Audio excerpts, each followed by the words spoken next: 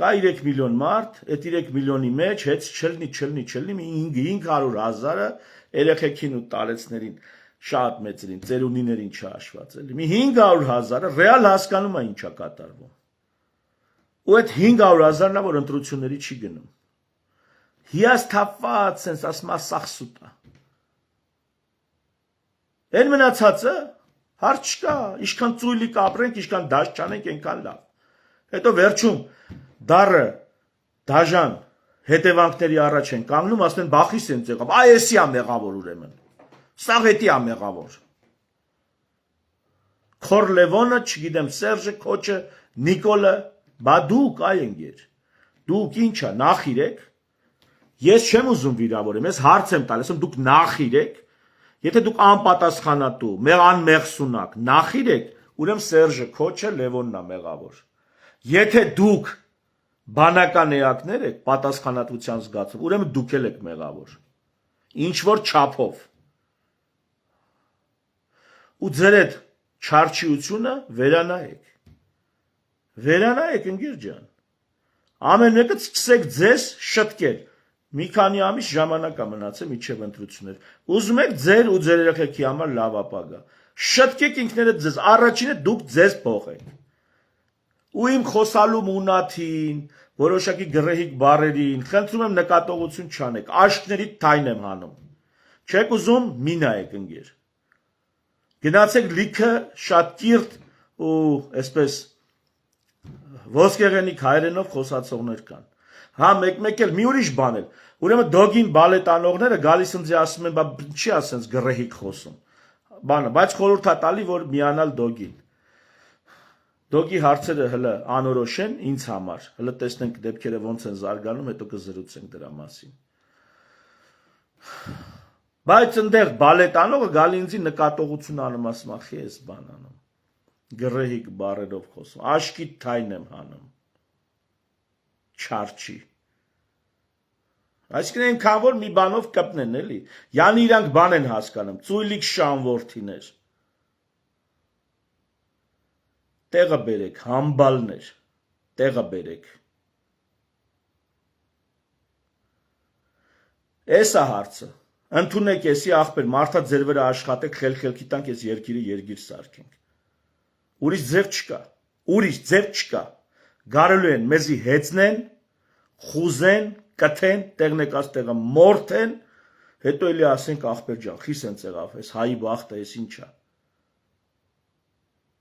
Այդ մոտավորությունը, աշկաչափը, կպցնելը, հարմարացնելը, մանևրելը թարգեք ժողովուրդ ջան։ Եթե ուզում եք նորմալ պետություն, նորմալ երկիր, օրինապահ, խաղաղ, ներքին անդորով, հանրություն ու կյանք, եթե ուզում եք, ապա խելքներդ գլուխները թավակեք, դադարեք այդ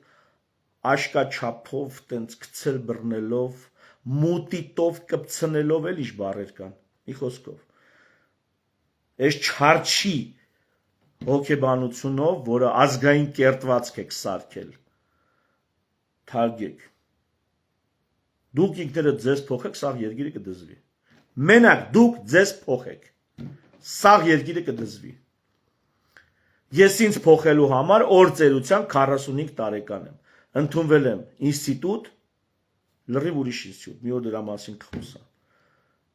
Ուսումնասիրում եմ պետության հիմնադրույթները։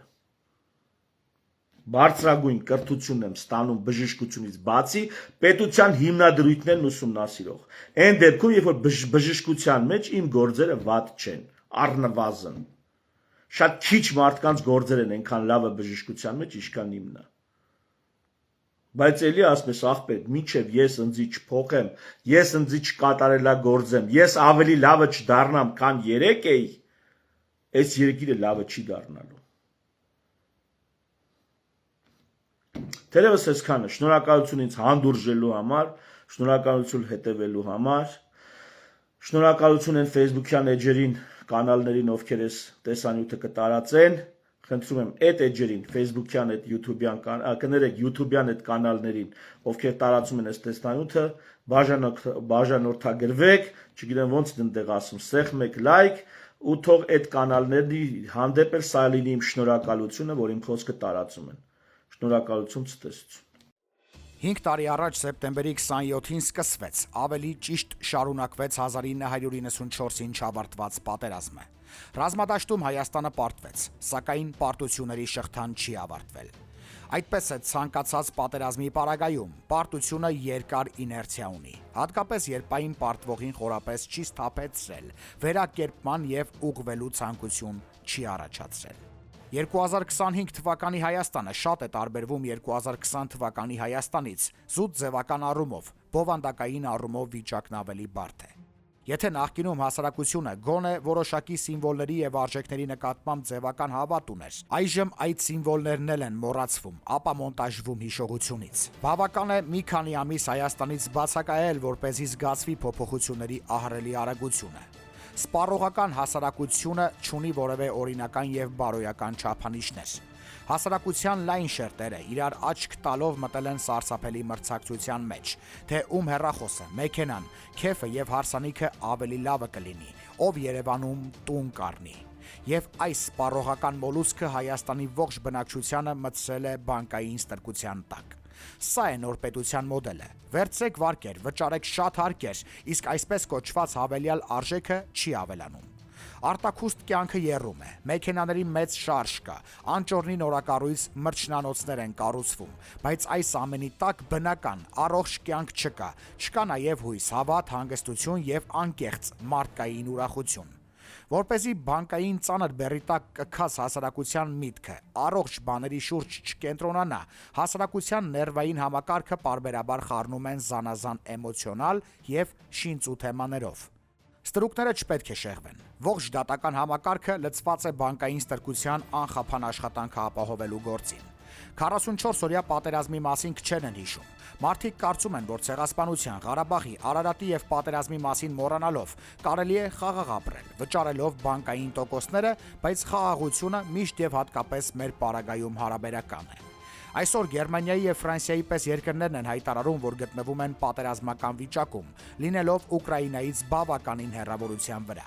Դա փորձի, գիտելիքների եւ պետական մտածելակերպի դրսեւորում է, նաեւ պարզ ինքնապահպանման բնաստ, որոնցից զուրկ է Հայաստանը։ Եվրոպան պատերազմի վտանգ է զգում, Հայաստանում խաղաղության մասին անհոդաբաշխ ճառեր են։ Ռազմադաշտում կրած պարտությունը ամենասարսափելին չէ, սարսափելի եւ ճակատագրական է, երբ այդ պարտությունը սրընթաց շարունակվում է պարտված երկրի ներսում։ 2025-ի Հայաստանում չկա որևէ բարոյական եւ սահմանադրական նորմի նկատմամբ հարգանք։ Ամեն ոք իր գործում փորձում է կորզել առավելագույնը։ Եթե կարելի է համաերկրացիների վրա վաճառել թունավոր սնունդ, վաճառվում է անպիտան ծառայություն եւ շինություն, վաճառվում է որակի չափանիշ եւ զսպող գաղափար գոյություն չունի։ Բոլորը արդարանալու միջոց եւ միտք ունեն։ Դավաճանությունը ենթագիտակցության մեջ դաջվել է։ Ոմանց համար նախկիններն են դավաճան, ոմանց համար ներկաները եւ ուրեմն դա նորմալ է ցանկացած մակարդակում։ Անխուսափելի մեծ պարտությունը դեռ առջևում է, երբ տանուլ կտանք նաև զուտ պետական, տնտեսական ոլորտներում հարևանների հետ մրցակցությունը, արդեն իսկ տանուլ ենք տվել։ Եթե նախկինում ինքնասփոփվում էինք մեր բարդակ դեմոկրատիայով եւ Ադրբեջանի դիկտատորական համակարգով, այժմ դրանից էլ ենք զուրկ։ Աշխարհը մտել է մերկ պրագմատիզմի դաշտ։ Դեմոկրատիայի վրա թքած ունեն բոլորը, հատկապես մեր ունեցած ծաղրա դեմոկրատիայի վրա։ Հարևան բաց երախների առաջ Հայաստանը կեղծ տնտեսական աճ եւ խաղաղություն է խաղում։ Հասարակությունը դեռ ասֆալտի ճոխության բերկրանքն է վայելում։ Ընդամենը պետք է զուտ մեկ քայլ առաջ մտածել կարողանալ։ Չենք կարողանում։ Գրել է Արա Արայանը Facebook-յան իր էջում։ Մոլդովայում անցած ընտրություններից ողջևորվելու ոչ մի առիթ չկա, հատկապես մեր իշխանությունների համար։ Մոլդովան Եվրոպային կպած երկիր է։ Մոլդովացիները ավելի հեշտ են եվրոպական երկրներ այցելում, քան Հայաստանի Հանրապետության մարզերի ժողովուրդը գազելներով Երևան։ Մոլդովացիների զգալի մասը Ռումինիայի անձնագիր ունի։ Լեգալ աշխատում են ԵՄ ցանկացած երկրում։ Ով ռումինական անձնագիր չունի, աշխատում է անլեգալ։ Միևնույն է, վիզաների խնդիր չկա։ Մոլդովան ակնկալում է Մերձդնեստրի վերադարձ եւ այդ առումով կստանա արևմուտքի աջակցությունը։ Մենք մեր Մերձդնեստրը քամուն տվեցինք, դիմացը չստանալով ոչինչ։ Չէ, ինչու ոչինչ, բա Թրամփի ուղին։ Եվ վերջապես Հայաստանի Հանրապետության ողջ քաղաքական վերնախավը շատ լավ հասկանում է, որ այս խեղճ եւ չկայացած պետական համակարգով Հայաստանը, բացի Ռուսաստանի վասալը լինելուց, այլ ճանապարհ չունի։ Եվրոմուտիտներին ժողովուրդը չի հավատում։ Հայաստանի ժողովուրդը նույնպես ռեալիստ է։ Ինքն իր գինը եւ հնարավորությունները լավ գիտե։ Հայրենասիրական կենացներին փոխարինած պետականամետ կենացների տակ նույնպես բան չկա։ Բոլորի միտքը մի տեղից է՝ մի բան թռցնելն է։